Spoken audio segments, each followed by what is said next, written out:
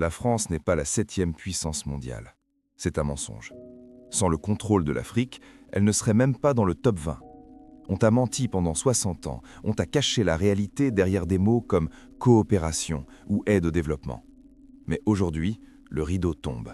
Je vais te montrer comment un système vit sur le dos d'un continent qu'il prétend aider, et pourquoi cette vérité est si dérangeante qu'on ne te l'apprendra jamais à l'école. Regarde bien tes ampoules quand tu les allumes le soir. En France, une ampoule sur 3 brille grâce à l'uranium du Niger. C'est la base de l'indépendance énergétique française. Mais traversons l'océan. Va au Niger, dans les zones d'extraction de l'Arlit. Là-bas, un habitant sur 2 n'a même pas accès à l'électricité. On extrait la richesse, l'Afrique garde la poussière. C'est la première vérité. Le confort de l'Occident est bâti sur une exploitation organisée. La France s'éclaire, l'Afrique reste dans l'ombre. Mais le vol n'est pas que matériel, il est monétaire. Parlons du secret le mieux gardé, le franc CFA.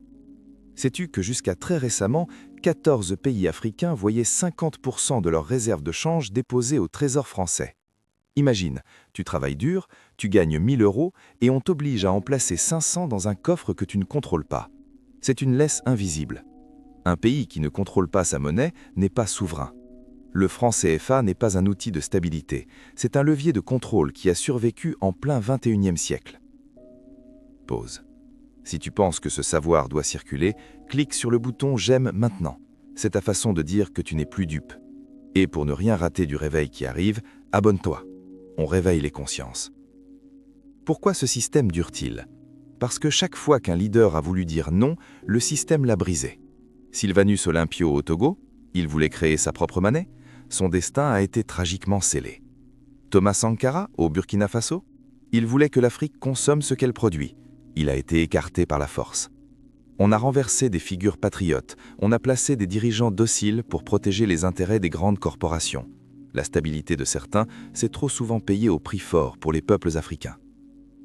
Mais regarde bien autour de toi. Le vent tourne. La jeunesse africaine n'a plus peur. Elle est connectée, formée, elle sait lire entre les lignes. On a essayé d'enterrer l'Afrique, mais on a oublié que c'était une graine. Aujourd'hui, le message est clair. Ce n'est pas de la haine, c'est un besoin vital de dignité. L'Afrique exige le respect et la souveraineté totale. Le complexe d'infériorité est mort. Le monde a besoin de l'Afrique. Sans ses ressources, pas de futur technologique. Mais l'Afrique, elle, n'a plus besoin des tuteurs d'hier.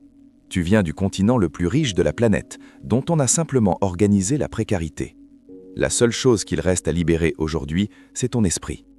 L'histoire a été écrite par les chasseurs, mais aujourd'hui, le lion a pris la plume, et le récit ne sera plus jamais le même. L'histoire commence maintenant.